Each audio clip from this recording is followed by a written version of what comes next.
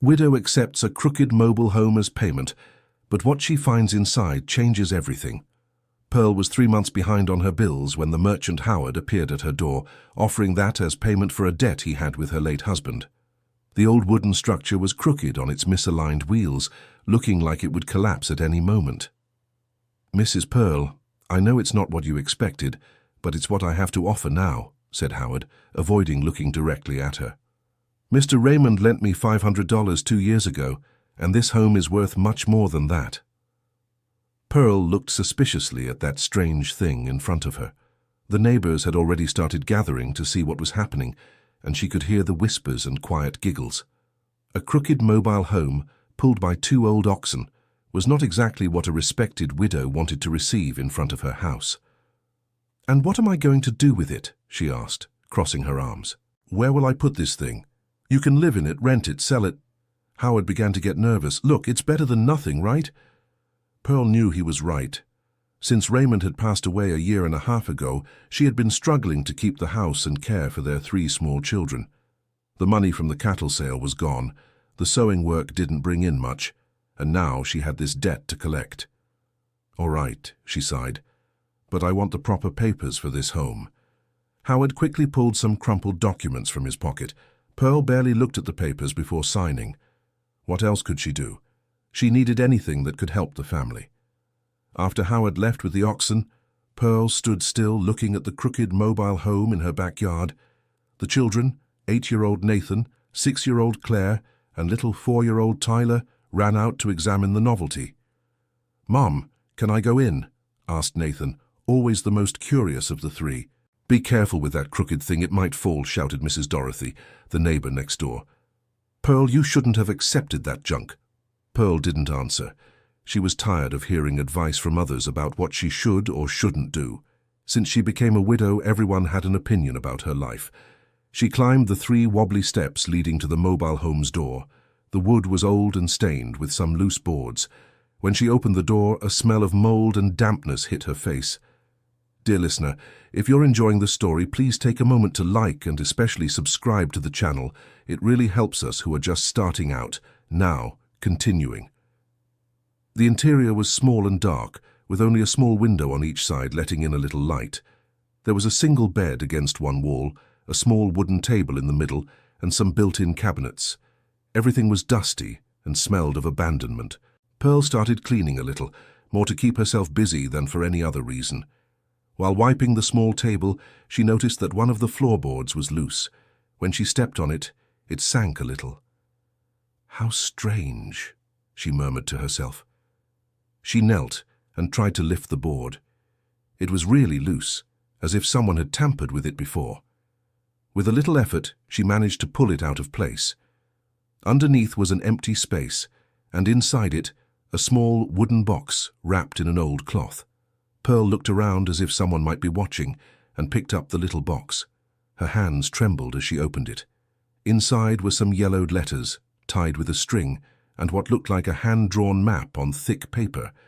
The first letter was addressed to "My dear Faith" and was signed by someone named Vernon. Pearl read quickly, "Faith, as promised, I am sending the money for you to start our life together.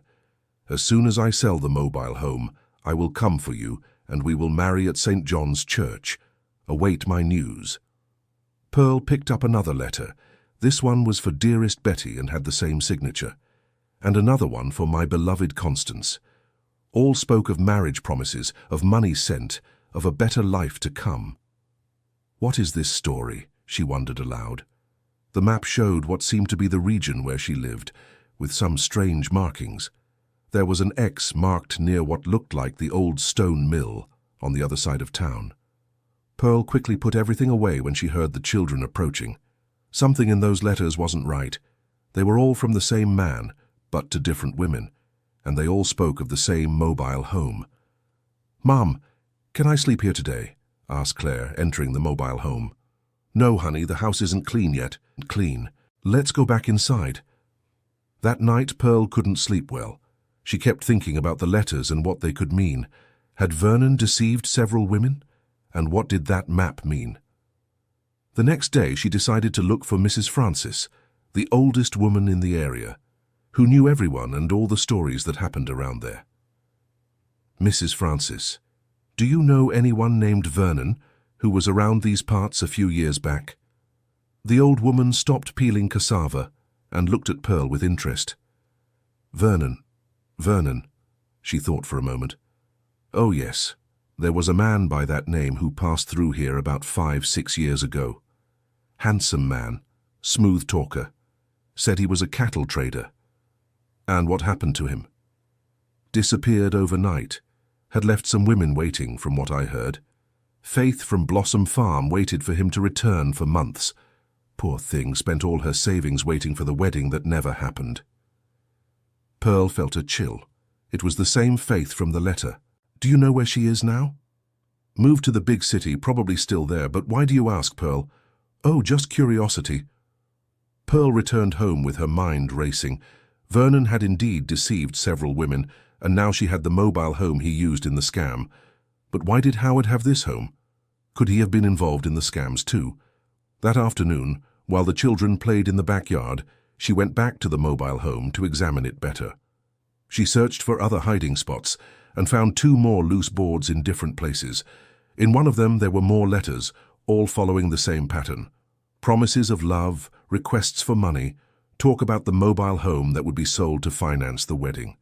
Pearl counted at least 10 different women's names.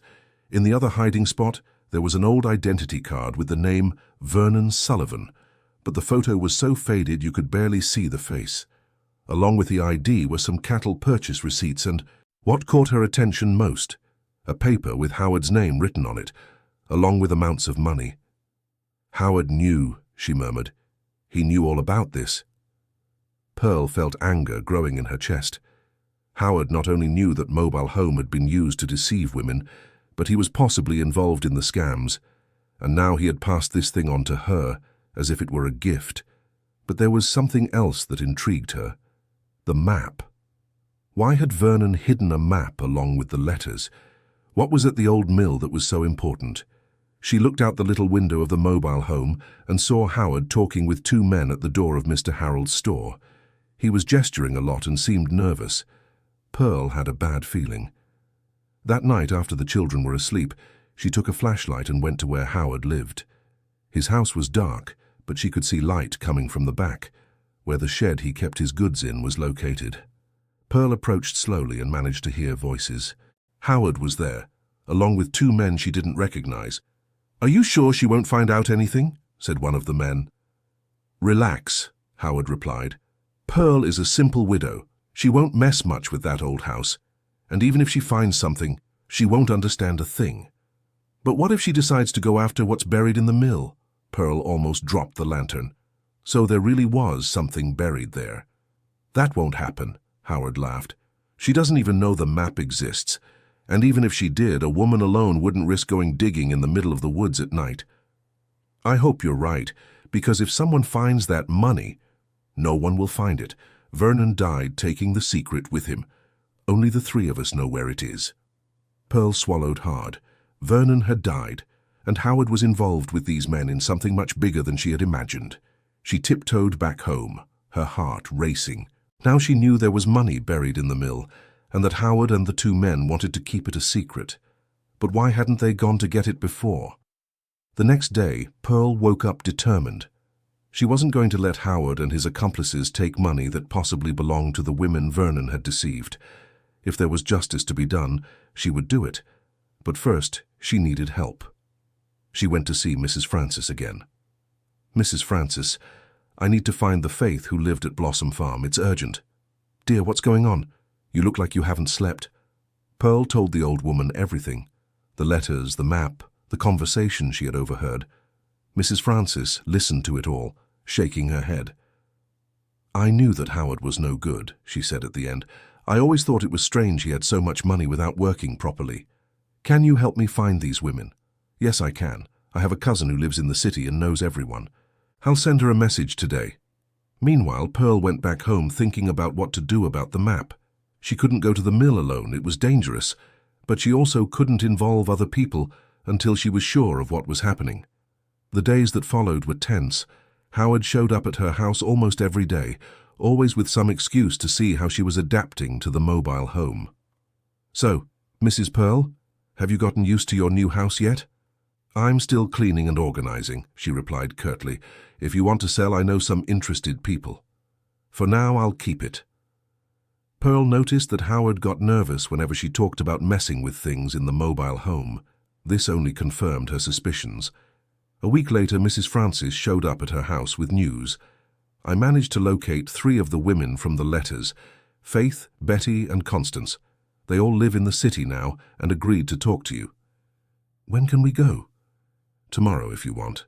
My cousin will take us to each one's house." Pearl stayed up all night, preparing the questions she wanted to ask. She needed to know exactly what had happened to each of the women, how much money they had lost, and if they knew anything about where Vernon kept what he stole from them. The next morning, Pearl left the children with the neighbor and went to the city with Mrs. Francis. The first stop was at Faith's house, a woman about 50 years old who lived in a simple little house on the outskirts. When Pearl showed the letters, Faith began to cry. "I knew I wasn't the only one," she said between sobs, "but hearing it hurts just the same." "What exactly happened?" Pearl asked gently. "He showed up at the farm saying he was a cattle trader. He stayed there for about 2 months courting me, saying he was going to marry me. She borrowed money to buy a mobile home that she was going to sell to get capital for the wedding." "How much did you give him?" $3,000. Everything I had saved my whole life. Pearl felt anger grow in her chest. $3,000 was a fortune for a simple country woman. "And then?" "He disappeared. Said he was going to the city to sort out the wedding papers and never came back. I waited 6 months before accepting I had been deceived." The second woman, Betty, told a very similar story. Vernon had asked her for $2,000, also to buy the mobile home, and Constance had given $1,500. "We all gave him money to buy the same mobile home," said Constance, a younger woman who seemed very bitter. "And now you're telling me this home is with you?" "It seems so," Pearl confirmed. "But I didn't know any of this when I received it." "And what do you intend to do now?" asked Betty. Pearl looked at the 3 women. They had all lost their savings to the same man, and now she had the proof of all these crimes. "I'll do whatever it takes for you to get your money back," she said firmly. Back in her town, Pearl was more determined than ever. She had to find what was buried in the mill before Howard and his accomplices did. But first, she decided to take one last look at the mobile home to see if there were more clues. This time, she examined everything more carefully. She went through all the cabinets, looked behind all the furniture, tapped on the walls, looking for other secret compartments. That's how she found another loose board, this time in the wall behind the bed. And inside was something that changed everything. It was a small notebook in Vernon's handwriting. And they weren't love letters. It was a detailed accounting of all the scams he had pulled. Pearl read with wide eyes. Vernon hadn't deceived just 10 women. He had deceived more than 20 in various towns in the region. The notebook listed name, amount stolen, and date of each scam. And at the end, there was a note that made her swallow hard. Total accumulated in the hiding place, $47,000. Location, Old Mill, 5 meters north of the water wheel, 2 meters deep. $47,000. It was much more money than Pearl had imagined. Enough money for all the women to recover what they had lost and still have some left over. But there was another note in the notebook that worried her even more. Howard knows the location. Split 50-50 when retrieving. So Howard really was Vernon's partner. And from what she had overheard in the conversation, the other 2 men were also involved. Pearl closed the notebook and thought, if she went to the authorities now, it would take time to prove everything, and meanwhile Howard and the others could go get the money. She needed to act fast, but she couldn't go to the mill alone. It was too dangerous, especially knowing there were other people interested in the same treasure. That's when she remembered Father Tyler, a young man who had arrived in town a few months ago and had already gained everyone's trust. He was different from the older priests she knew. He listened to people's problems and always tried to help in practical ways. The next day, Pearl went to find the priest. She told him the whole story, showed him the letters and the notebook. "My child," said the priest after hearing everything, "this is very serious. That money must be returned to the women who were robbed. "I know, Father. But I don't know how to do that without putting myself in danger." The priest was thoughtful for a moment. "I'll talk to some people in the community, trustworthy people who can help us. We can't let Howard and his accomplices get that money. Do you think they could do something to me if they find out I know?" "It's possible. That's why we need to act carefully, but also quickly. Dear listener, if you're enjoying the story, please take a moment to like and especially subscribe to the channel. It helps us a lot as we're just starting out. Now, continuing. The priest organized a secret meeting at the church with some people who knew Pearl and whom they trusted completely.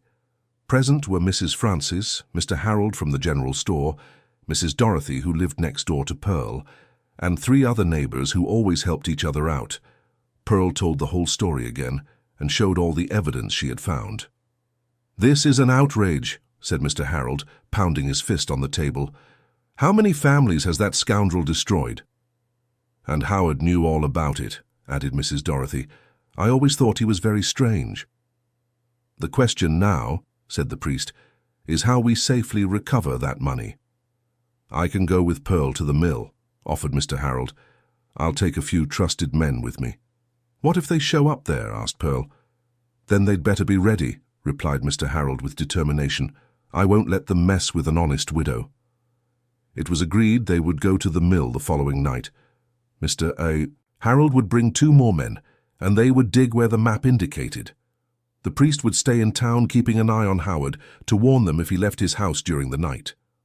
Pearl spent that entire day nervous, and the tension increased when Howard showed up at her house in the late afternoon with a different expression on his face. "Pearl, I have a proposal for you," he said, without his usual greetings. "What proposal?" "I want to buy the mobile home back. I'll pay double what the debt was worth." Pearl feigned surprise. "Why? I thought you said it wasn't worth much." "It's just that I remembered it has sentimental value for me. It belonged to a friend of mine who died." "Vernon?" Pearl ventured. Howard turned pale. How do you know that name?" "I found some old letters in the house, from Vernon to some women." Howard began to sweat. "Oh yes, he was quite a ladies' man indeed, but it was nothing serious." "Do you want to sell the house or not?" "I'll think about it," said Pearl, trying to keep her voice steady. After Howard left, Pearl was certain he would try to get the money that very night. The desperate way he had offered to buy the mobile home showed he was afraid she had discovered something.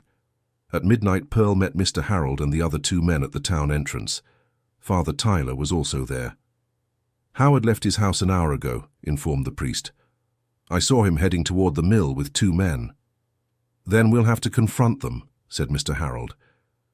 "Let's try to talk first," suggested the priest. "If we show we have proof of everything, maybe they'll back down."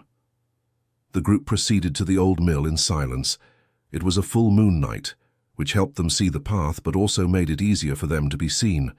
When they got near the mill, they could see lantern light and hear voices. Howard and the 2 men were already there, digging exactly at the spot indicated on the map. "They're already digging," whispered Mr. Harold. "Let's get closer," decided the priest. They walked slowly until they were about 10 meters from where Howard and the others were. It was then that Mr. Harold shouted, "Howard, stop that right now!" The 3 men turned around, startled. Howard was holding a shovel and had dirt up to his knees. "Harold, what are you all doing here?" "The question is, what are you doing here, Howard?" said the priest, stepping forward. "Looking for money that isn't yours?" "I don't know what you're talking about." Pearl took a step forward. "Howard, I found Vernon's notebook. I know everything. I know you were partners. I know about the women he deceived. I know this money belongs to them." One of the men who was with Howard grabbed Pearl by the arm. "You shouldn't have come here, woman." Mr. Harold immediately stepped forward. "Take your hand off Pearl, you scoundrel." What began as a conversation turned into a scuffle. The 3 men tried to flee, but Pearl's neighbors were younger and stronger. After a few minutes of fighting, they managed to subdue all 3. "Now you're going to tell us everything you know," said Mr. Harold, holding Howard by the collar. "I don't know anything," insisted Howard. It was then that Pearl took Vernon's notebook and began reading aloud the names of the women and the stolen amounts. With each name read, Howard grew paler. "It's all written here, Howard, including that you were going to split the money 50-50 with Vernon." "And where is Vernon now?" asked the priest. Howard looked at his two accomplices and sighed. "He died. He had an accident 2 years ago. Fell off his horse and hit his head on a rock." "And you waited all this time to come get the money?" "We didn't know exactly where it was," admitted one of the other men. Vernon had mentioned the mill, but hadn't given the details. "Only after Howard sold you the mobile home did we find the map. So you knew the map was in the house when you gave it to me?" "We suspected," said Howard, hanging his head, "but we weren't sure." Pearl felt a mix of anger and relief. Anger at being deceived again, but relief at finally knowing the whole truth. "Well," said the priest, "now that we know everything, let's finish digging and see how much money is really there." It took them another hour to find the buried box. It was larger than Pearl expected and heavy. When they opened it, they saw bundles of money wrapped in plastic, some jewelry, and even a land deed. "My God," murmured Mrs. Francis. "How many families did he destroy?" The priest suggested they take everything to the church and count the money in the presence of witnesses. Howard and the two accomplices were warned that if they tried to flee or cause any trouble, everyone in town would know about their involvement in the scheme. "And you will return every penny to the women who were robbed," said Pearl firmly. "How are we going to find all of them?" asked Howard. "Let me take care of that," replied Pearl. "I have the notebook with all the names, and I've already located several of them." The next morning the news had already spread all over town. The priest organized a meeting at the church to explain to the community what had happened. Pearl told the whole story from the beginning, showing the letters, the notebook, and explaining how she had discovered everything. Many people were shocked to learn that Howard was involved in the scheme. "What will happen to them now?" asked someone in the audience. "We're going to give them a chance to make things right," said the priest. "If they cooperate to return all the money and show remorse, perhaps the community can forgive." Howard and the two accomplices were present at the meeting, heads bowed. Howard asked to speak. I want to apologize to everyone, especially to Mrs. Pearl," he said in a trembling voice. "I let myself be led by greed and ended up becoming an accomplice to something very wrong." "And what do you intend to do to fix this?" asked Mr. Harold. "We will help locate all the women who were deceived and return all the money to them," promised Howard. "And how can we be sure you won't run off with some of the money?" questioned Mrs. Dorothy. It was then that the priest proposed a solution. "Let's create a committee with trusted people from the community to oversee the return of the money. Pearl will coordinate, since she was the one who discovered everything." Pearl was surprised by the proposal. "Father, I don't know if I have the knowledge for this." "You have something better than knowledge," said Mrs. Francis. "You have honesty and determination." The proposal was approved unanimously. Pearl, together with the priest, Mrs. Francis, Mr. Harold, and 2 other trusted people, formed the committee responsible for returning the stolen money. The weeks that followed were intense. Pearl traveled to several cities in the region, always accompanied by someone from the committee, to locate the women who had been deceived by Vernon. Each meeting was a mix of emotions. The women were happy to know they would recover their money, but also relived the pain of having been deceived. "I never thought I'd see this money again," said one of them, crying as she received the $3,000 she had lost. "I had already come to terms with it." "Thank you for not giving up," said another. "If it weren't for you, we would never have known what happened to our money." Pearl began to understand that her mission was much bigger than simply returning money. She was restoring dignity and hope to women who had been humiliated and deceived. During the trips, she also began to learn more about the stories of each of the victims. Many were widows like her. Others were single women who had dreamed of a marriage that never happened. They all shared the vulnerability that Vernon had exploited. "It's amazing how he knew exactly what to say to each of us," commented one of the women. "It was as if he knew our dreams and our weaknesses." "He had experience in this," replied Pearl. "The notebook shows he had been running this scam for years." When Pearl returned home after 2 weeks of traveling, she found a surprise waiting for her. The children had taken care of the mobile home in her absence, cleaning and organizing everything. "Mom, we fixed up the mobile home for you," said Nathan proudly. "And we straightened the wheels too," added Claire. Pearl looked at the mobile home and was moved. What was once a symbol of humiliation had transformed into something special. It was where everything had begun, where she had found the clues that allowed justice to be done. "Thank you, my darlings," she said, hugging her 3 children. "You are the most important thing I have in life." But the work was not yet finished. Even after returning the money to all the women they managed to locate, a significant amount still remained. According to Vernon's notebook, there were more women they had not been able to find. It was the priest who suggested the solution. "Why don't you use this mobile home to continue looking for the other victims? It can be a mobile office traveling from town to town." Pearl liked the idea, but she had a concern. "And the children? I can't be traveling all the time." "We can help with the children," offered Mrs. Dorothy, "and when possible, they can even travel with you. It could be educational for them." That's how Pearl began a new phase of her life. The mobile home, now renovated and straightened, became a support center for women who had been victims of romance scams. During the following months, Pearl and the committee visited dozens of cities, always bringing the mobile home as a symbol of their mission. In each place, they would set up the office in the main square and invite people to talk. "We are looking for women who may have been deceived by a man named Vernon Sullivan a few years ago," they would announce. "If you know anyone who went through this, please come see us." Little by little, they found more victims. Some had already moved to other states. Others had managed to rebuild their lives, but they all became emotional upon learning their money would be returned. "I thought I was the only fool who fell for his talk," said one of the women. "Knowing others went through the same thing makes me feel less ashamed." Pearl realized her work wasn't just financial, but also emotional. Many of the women carried guilt and shame for having been deceived, and talking with others who had gone through the same helped them heal. That's how the idea of creating a permanent support group was born. Pearl proposed that the women who had been victims help each other, sharing their experiences and warning others about possible scams.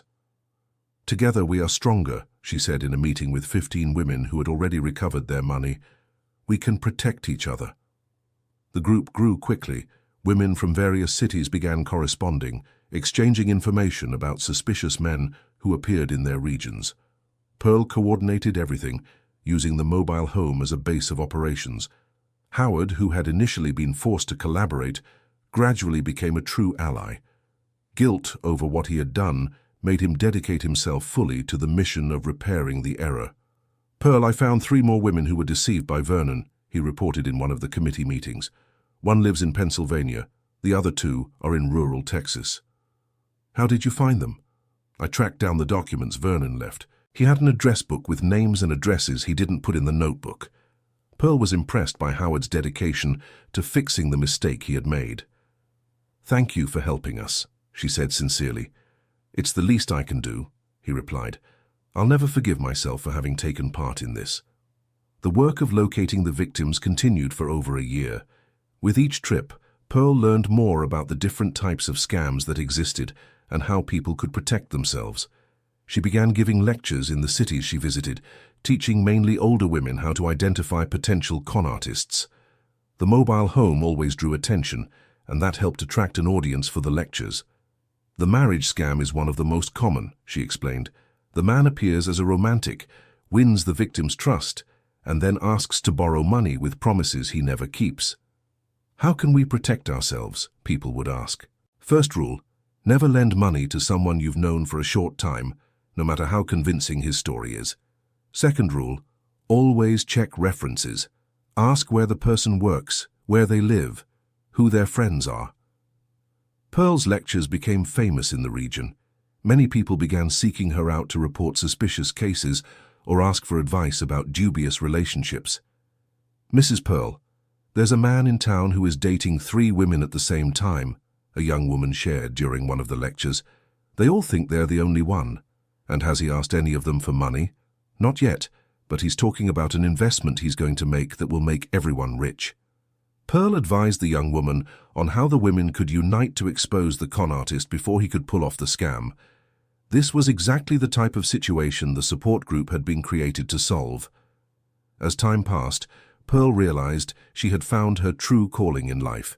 The work that had begun by chance when she accepted the mobile home as payment for a debt, had transformed into a mission that gave meaning to her existence. Her children, who initially stayed home when she traveled, began accompanying her more frequently. Nathan, now 10 years old, helped organize the documents. Claire, 8, enjoyed talking with the children of the families they visited, and Tyler, 6, always brought smiles to people's faces with his innocent questions. "Mom, why did that bad man trick all those women?" Tyler asked during one of their trips. "Because he only thought of himself, son," answered Pearl. "He didn't care about the suffering he caused others." "And why are you helping them?" "Because when we help others, we make the world a better place. And when the world is better, we become better too." The children grew up learning values of solidarity and justice. Pearl noticed they were becoming more aware and empathetic people by participating in that mission. 2 years after the initial episode, Pearl received a letter that moved her deeply. It was from Faith, the first victim of Vernon she had located. "Dear Pearl, I want to tell you that I used the money you returned to me to open a small sewing business. Today I have 3 employees and I'm managing to support myself well. More important than that, I regained my self-confidence. Thank you for not giving up on searching for the truth. You saved much more than our money. You saved our dignity." Pearl cried, reading the letter. It was exactly for moments like this that she kept traveling, facing fatigue and difficulties. "It's worth it, isn't it?" said Father Tyler, who had read the letter with her. "It's very much worth it," agreed Pearl.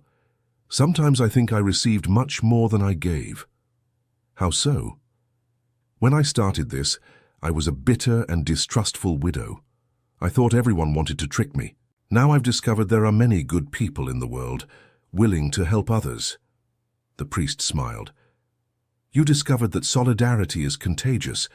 When one person does good, it inspires others to do the same." Pearl looked through the church window and saw the mobile home parked in the square. Several people were around it, some asking for advice, others offering help for the upcoming trips. "Who would have thought that crooked old thing would turn into so much good?" she murmured. "The best transformations always start where we least expect them," said the priest. That afternoon, Pearl received a visit from a representative of the state government who had heard about her work. "Mrs. Pearl, we would like to formalize the program you created," said the woman. "The state can provide resources to expand the service." Pearl was surprised by the proposal. "I don't know if I want this to become an official thing," she said after thinking for a moment. "Sometimes things lose their soul when they become a government program. But you could help many more people with official support. Or I could lose the freedom to do things the way I think is right." Pearl discussed the proposal with the committee and the women in the support group. Most agreed it was better to maintain independence, even if it meant more limited resources. "Our strength is in our unity," said one of them, "not in political support. And this way we can help anyone without bureaucracy," added another. Pearl decided to refuse the government's proposal, but suggested an informal partnership. The state could refer cases for the group to investigate, and they would share information about scams they uncovered. "This way we keep our freedom, but we contribute to everyone's safety," she explained. The partnership worked well. Pearl began receiving reports from various regions of the state, always forwarded informally by people who knew of her work. One of the most important reports came through Howard himself, who had become a sort of detective specializing in romance scams. "Pearl, I discovered a scheme very similar to Vernon's operating in the northern part of the state," he reported in a committee meeting. "A man posing as a wealthy widower is deceiving women in at least 5 towns. Do you have proof?" "I have testimonies from 3 women who were already deceived and 2 others who are being courted by him now." "Then let's go there before he can pull off more scams." The trip to the northern part of the state was one of the most important Pearl made. They managed not only to expose the con artist before he could rob more women, but also to recover money he had already taken from other victims. "How do you manage to find these cases?" asked one of the local women. "The protection network we created works," explained Pearl. "When women talk among themselves and share experiences, it becomes easier to identify suspicious patterns." This case marked a new phase in Pearl's work. Instead of only repairing damage already done, They began to act preventively, stopping new crimes from happening. "It's much more rewarding to prevent a scam than having to fix the damage afterward," she commented to the priest, "and people see the immediate result of your work." Pearl also realized her experience was helping the local police better understand this type of crime. Several policewomen sought her out to understand how to identify and investigate romance scams. "These crimes are very complicated because they mix emotional and financial issues," explained one of the policewomen. "The victims feel ashamed to report it. The criminals know this and take advantage.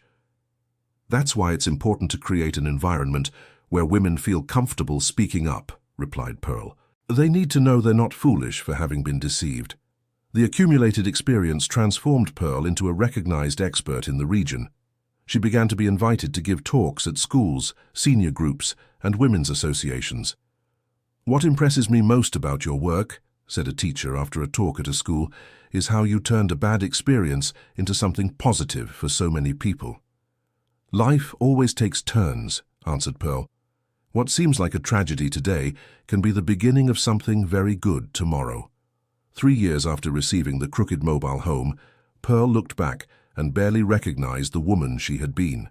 The bitter, distrustful widow had transformed into a respected community leader and a more self-assured mother. Her children had changed too. Nathan, now 11, talked about studying law to help people who had been deceived. Claire, 9, wanted to be a psychologist to help victims recover emotionally. And Tyler, 7, said he wanted to be just like Mommy when I grow up. "You don't need to do exactly what I do," she told her children. "You need to find your own way to help others." "But we want to help just like you," insisted Nathan. "Then let's see what your way of doing that is." Pearl began to involve the children more in the work, always respecting each one's age and capabilities. Nathan helped with organizing documents, Claire drew posters for the talks, and Tyler distributed hugs to people who were sad. "Children have a natural way of comforting people," observed Mrs. Francis on one of the trips. "They can make even those who are very shaken smile." "It's true," agreed Pearl. "Sometimes I think they are more important to the success of our work than I am." The support group Pearl had created grew so much that it split into several regional cells. Each group took care of its area, but all remained connected through regular meetings and constant correspondence. "We are like a family spread across various places," said one of the regional coordinators. "Each one takes care of their own piece, but everyone looks after the whole."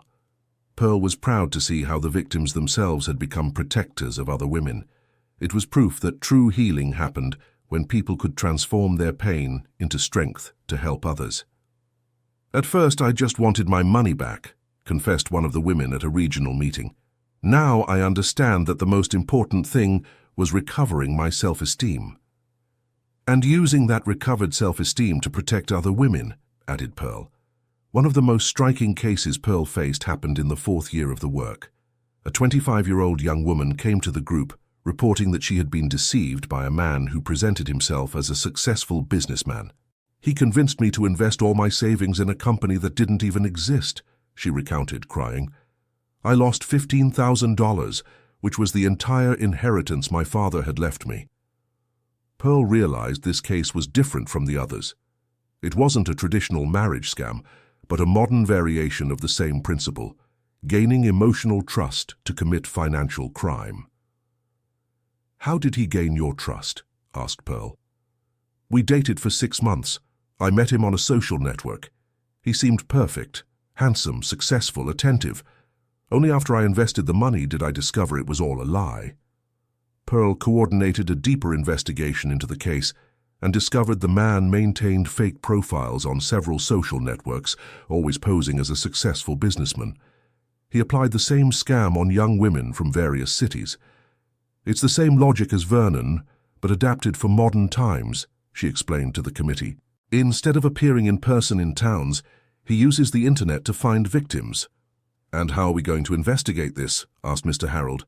"I don't understand any of this internet stuff. We'll ask for help from younger people who know these technologies." Pearl sought support from computer science students from a neighboring city that had a university. 2 young men volunteered to help investigate the online scammer. "It's impressive how he built a complete false identity," said one of the students after analyzing the man's profile. Photos stolen from other people, invented information, even fake companies. How many women do you think he might have deceived? From the profiles we managed to trace, at least 15, but there could be many more. The investigation of the online scammer became a milestone for Pearl's group. They realized they needed to adapt to confront the new types of crimes emerging with technology. "We can't stand still in time," said Pearl at a general meeting of the group. "We have to learn about these new forms of scams to be able to fight them."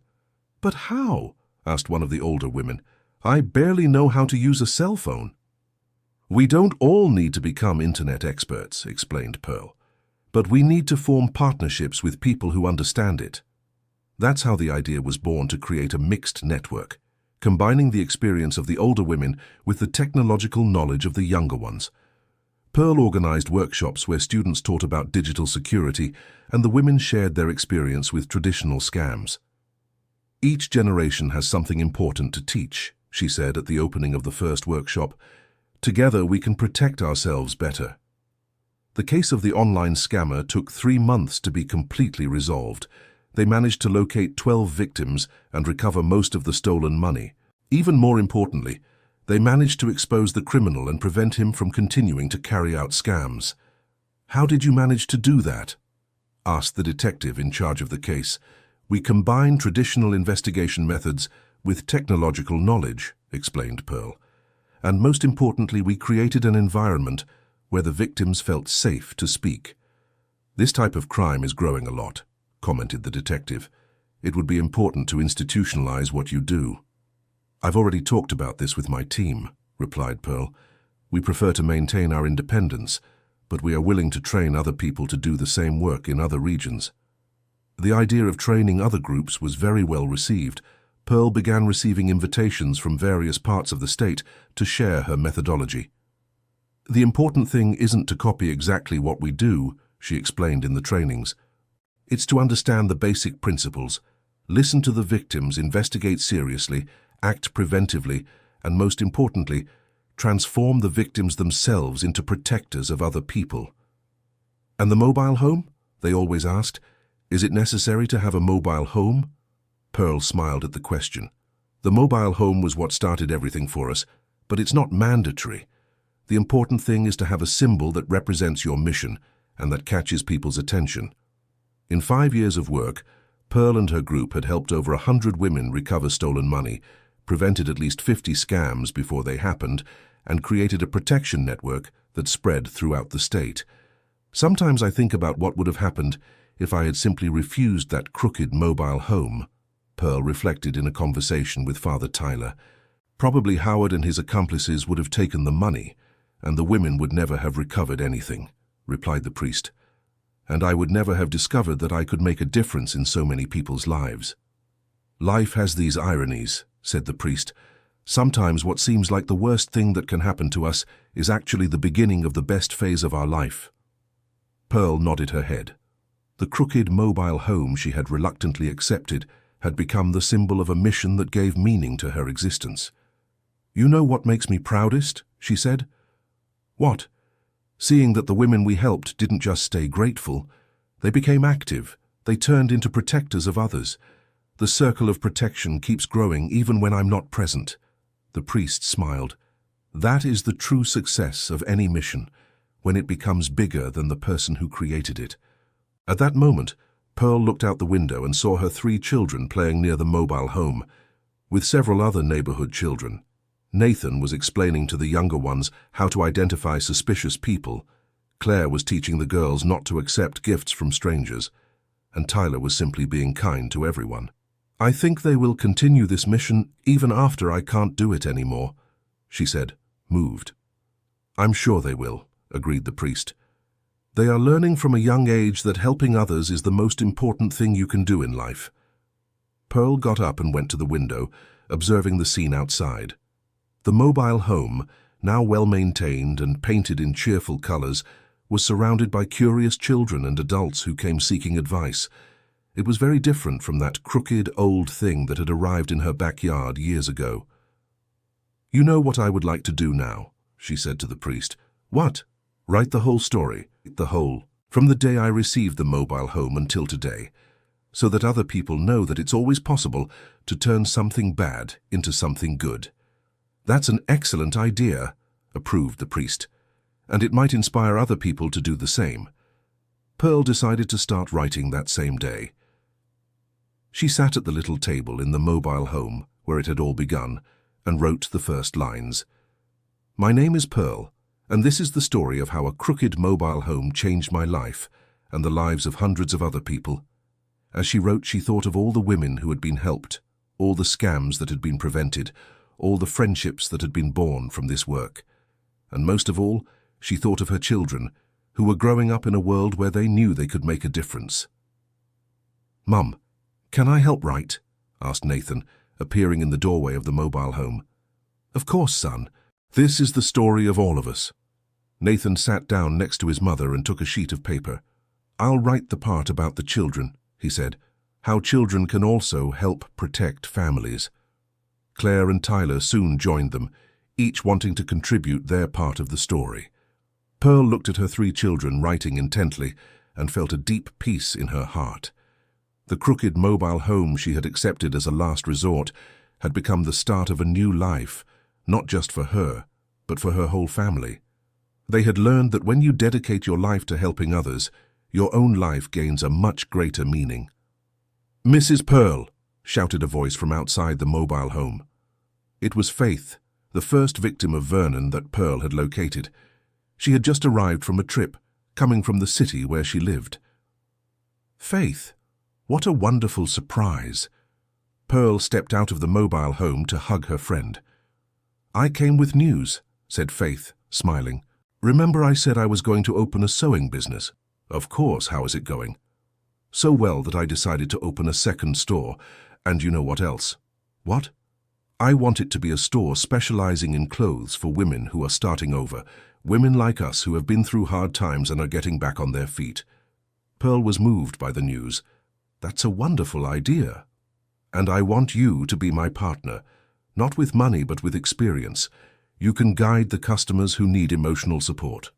Faith's proposal opened a new perspective for Pearl.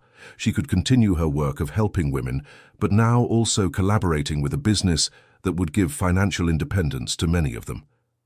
I need to talk to my children and the group, said Pearl, but the idea interests me very much. No rush. Think it over and give me an answer when you feel comfortable. That night, Pearl talked with Nathan, Claire, and Tyler about Faith's proposal. What do you all think? I think it would be good, said Nathan. You could help women in a different way. And we could help at the store sometimes, added Claire. What about the mobile home? Asked Tyler. Would it come along? Pearl smiled at her youngest son's question. The mobile home will always be part of our life, no matter what happens. It's the symbol of everything we've achieved. Then I think you should accept, decided Tyler. The decision to join Faith's business marked the beginning of a new phase for Pearl. She continued with the work of protecting women, but now also helped many of them re-enter the job market. The store became a meeting point for women who were rebuilding their lives. Pearl organized discussion circles where they shared experiences and supported each other. It's amazing how a new outfit can change a person's self-esteem, observed Faith, after a few months of the store being open. It's true, agreed Pearl. Sometimes a pretty dress is the first step for a woman to start believing in herself again. The mobile home continued to be used for prevention and awareness trips, but now it also served as a mobile office for the store, bringing clothes and services to women in smaller towns. You've managed to create a perfect circle, commented Father Tyler during one of his visits to the shop. It helps women protect themselves, then it helps them get back on their feet financially. And they end up helping other women, added Pearl. Several of our clients have already brought friends who were going through hard times. 6 years after receiving the crooked mobile home, Pearl attended a major regional meeting where all the protection groups that had been created based on her model met for the first time. There were representatives from 15 different cities, totaling more than 200 women directly involved in the work of preventing romance scams.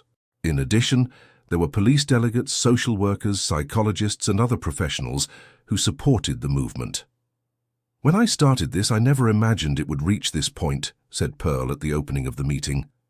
"I thought I would only help the women who had been deceived by Vernon.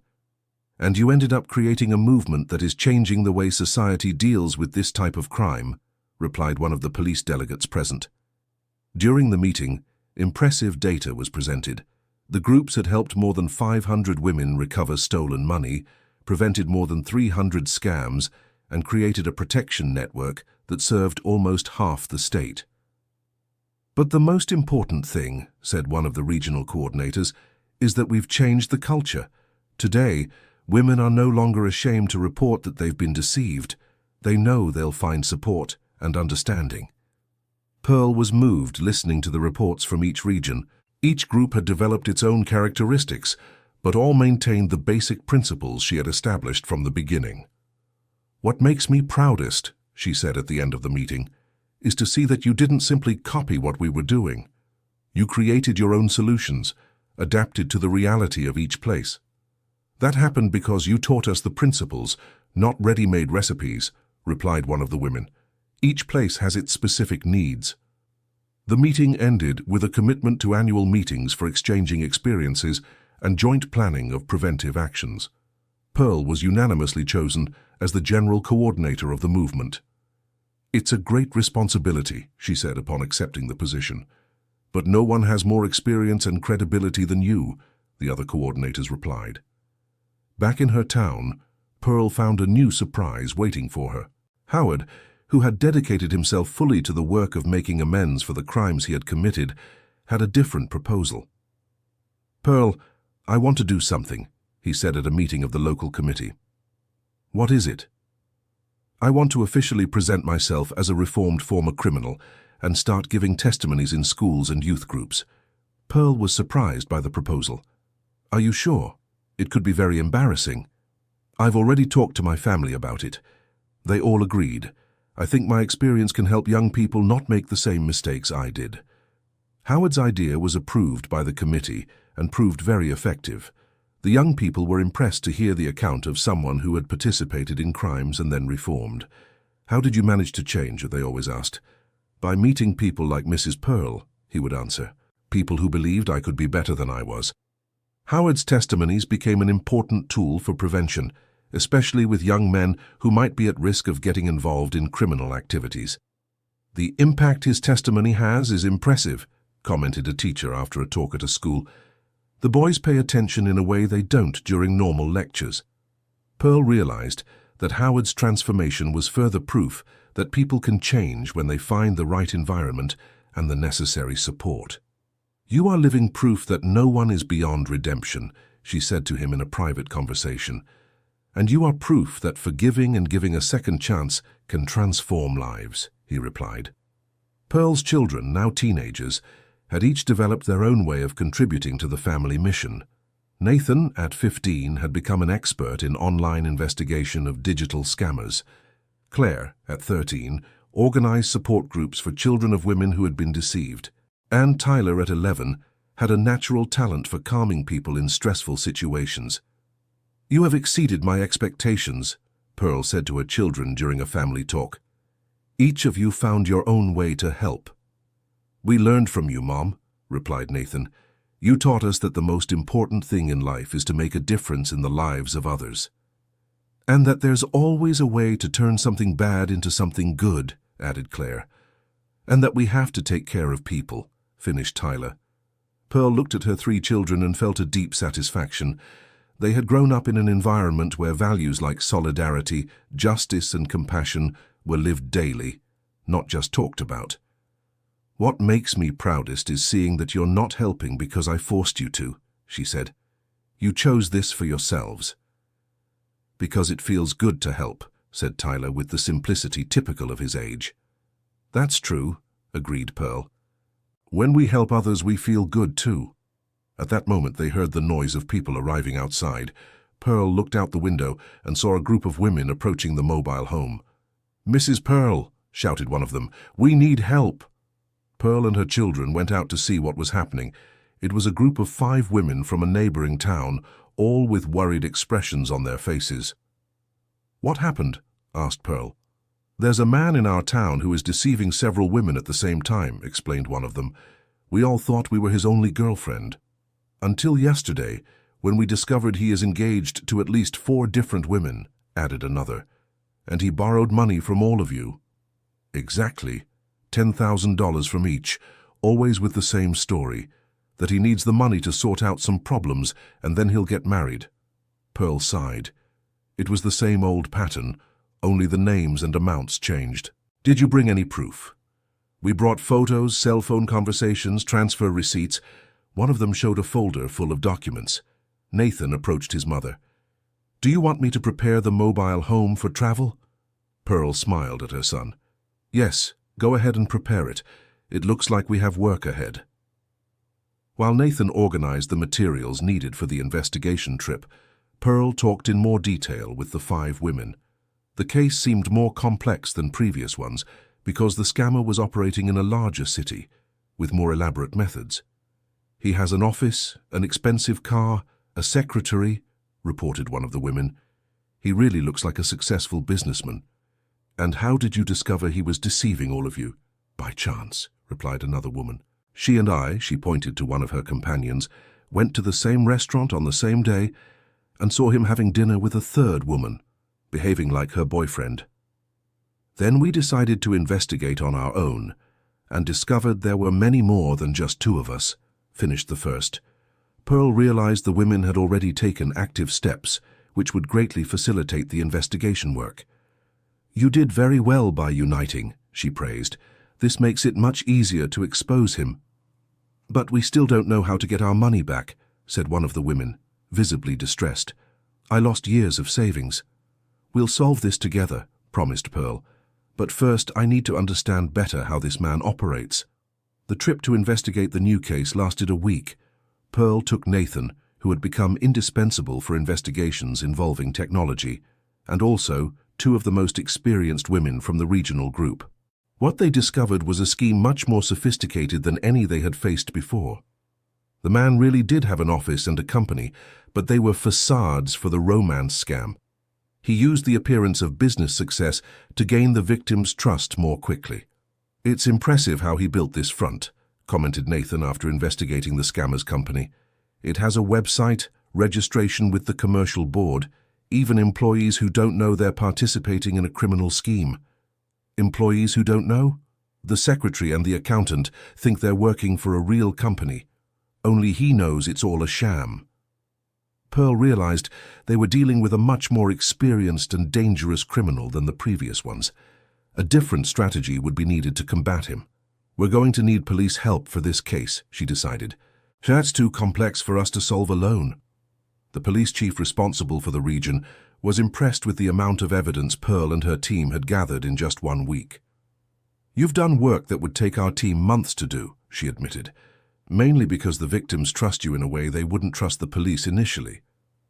Our advantage is that we are women who have already been through similar experiences," explained Pearl. "The victims identify with us." The scammer's arrest was a milestone for Pearl's group. It was the first time they had managed to dismantle such an elaborate scheme and prevent dozens of other women from being deceived. "He had a list with over 100 names," revealed the police chief after the arrest. "If it weren't for your work, many families would have been destroyed." The case gained traction in the regional and national media. Pearl was invited to give interviews and explain how the group had managed to dismantle the scheme. "The secret isn't having very complicated methods," she explained in a television interview. "The secret is to listen to the victims with respect and investigate with seriousness." "And why can you do this better than the official institutions?" asked the journalist. "It's not a question of being able to do it better," Pearl replied diplomatically. "It's a question of having a different approach which complements the work of the institutions." The media attention brought an unexpected consequence. Pearl began receiving invitations to take her methodology to other states. State governments wanted to implement programs based on the model she had created. "It's an opportunity to greatly expand the reach of our work," said one of the regional coordinators in a meeting to discuss the invitations. "But it's also a risk," pondered Pearl. "We could lose control of quality if we grow too fast." After much debate, the the group decided to accept some invitations, but with specific conditions.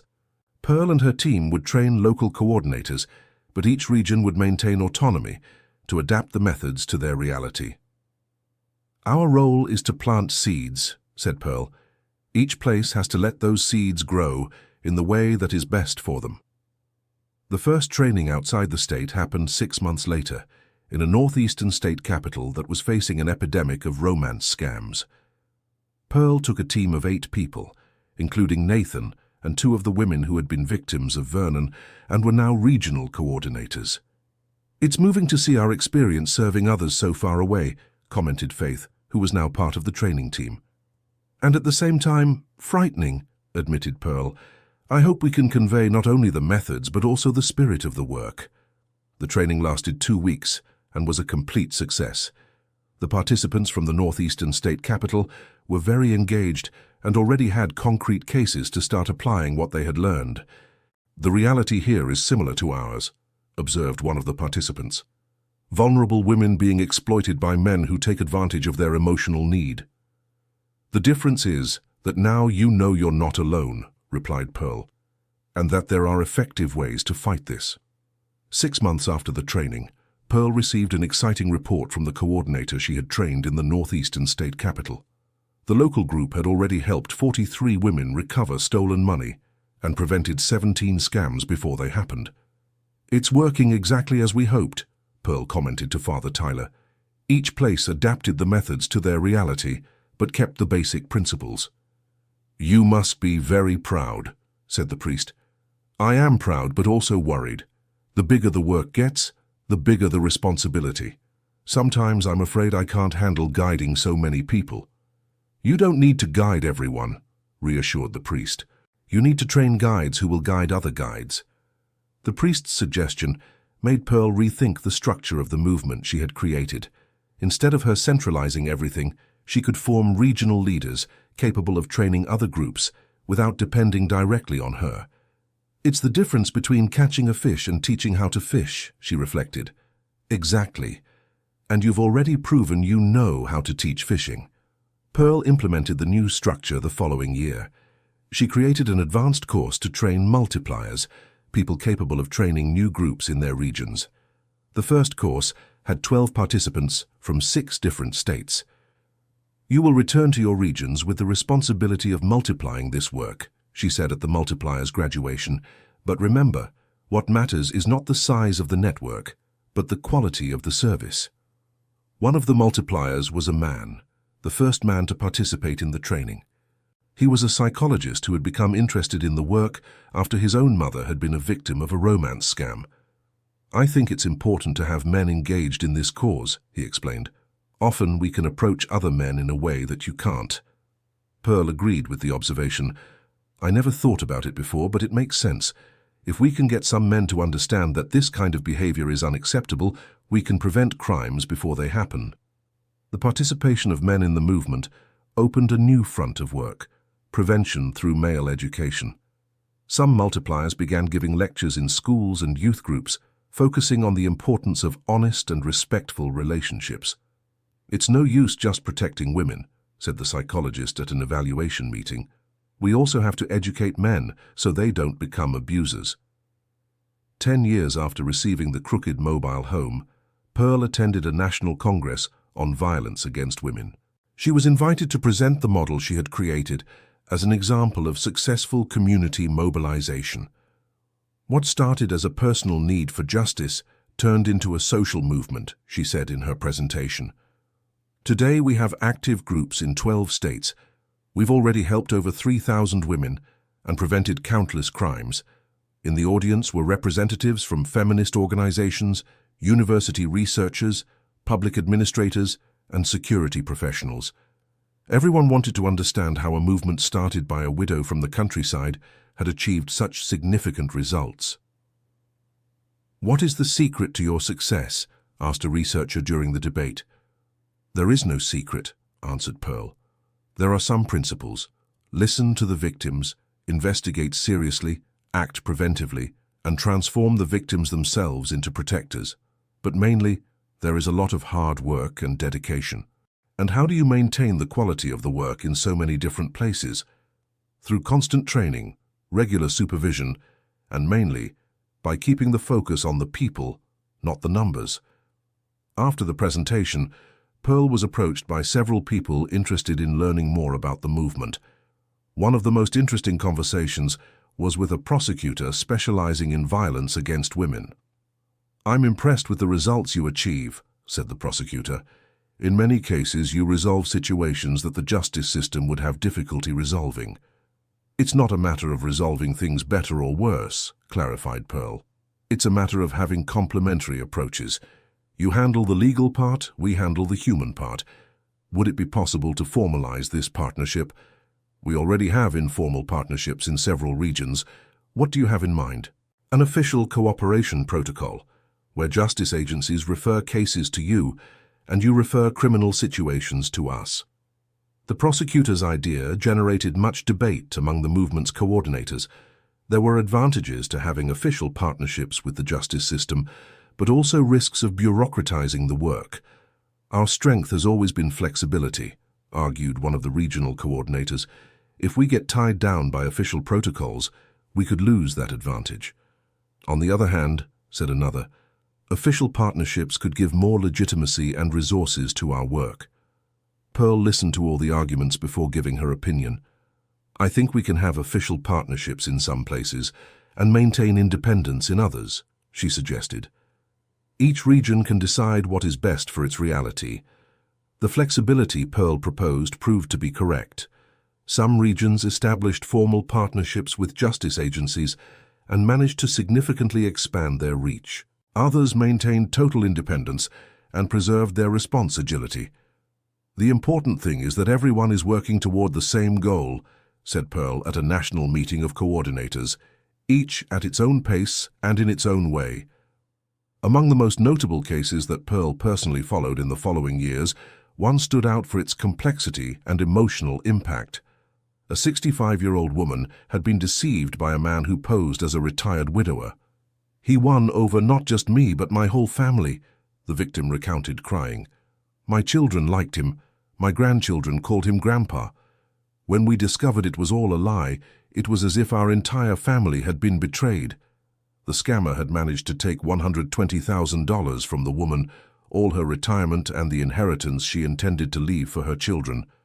Worse than that, he had created such deep emotional bonds that the family was devastated not only financially, but also emotionally. "It's the type of case that moves me the most," Pearl confessed in a conversation with her assistants. "It's not just the money, it's the destruction of that woman's trust and her whole family's."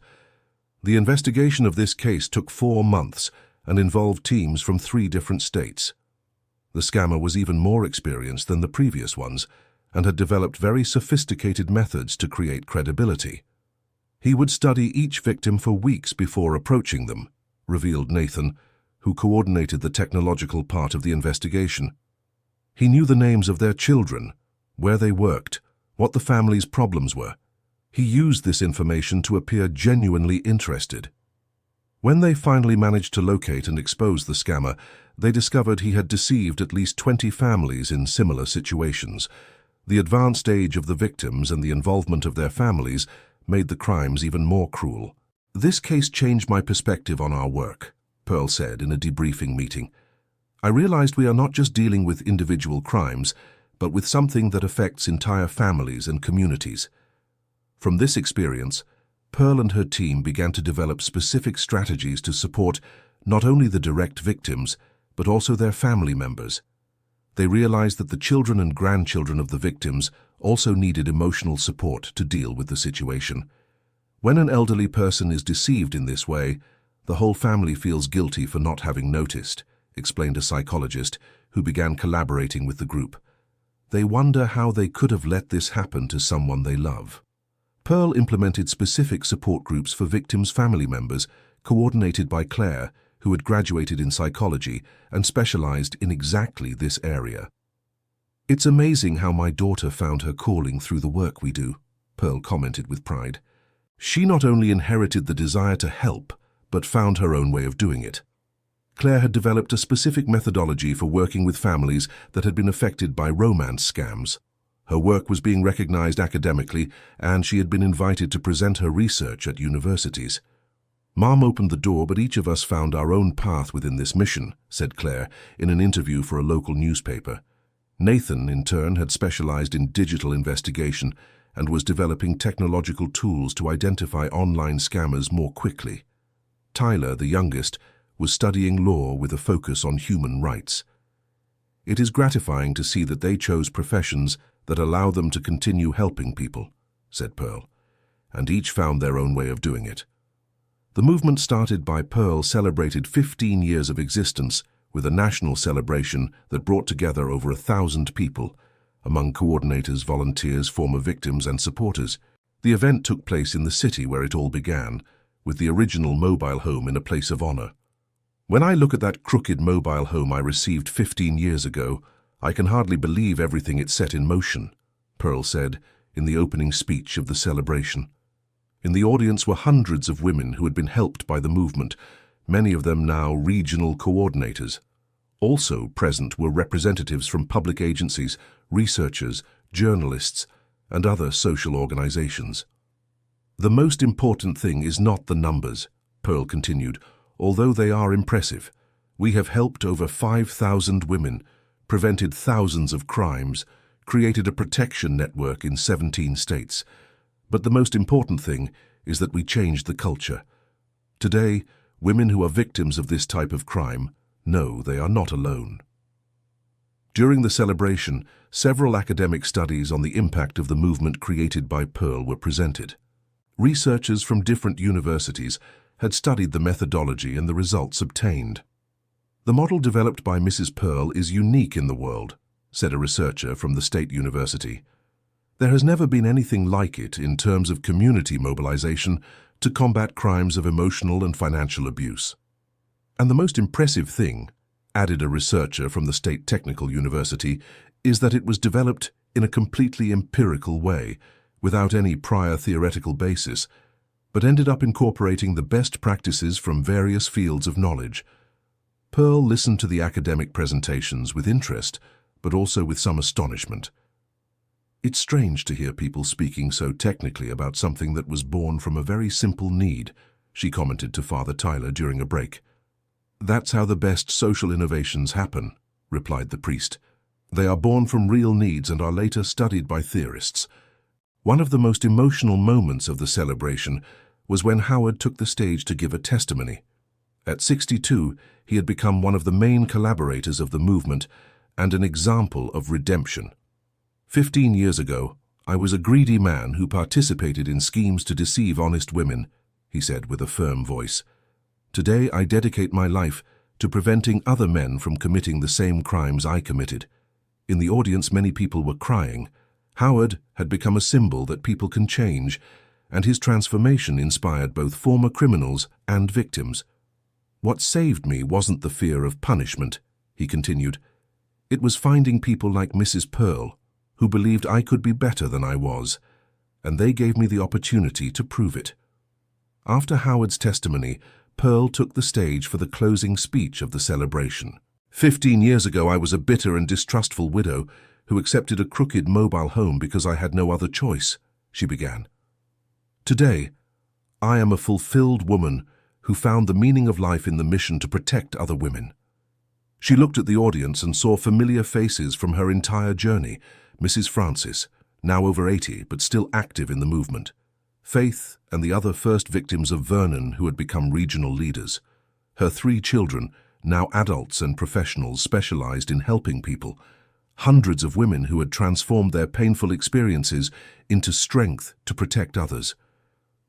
"But none of this would have happened if I hadn't learned the most important lesson of my life," Pearl continued.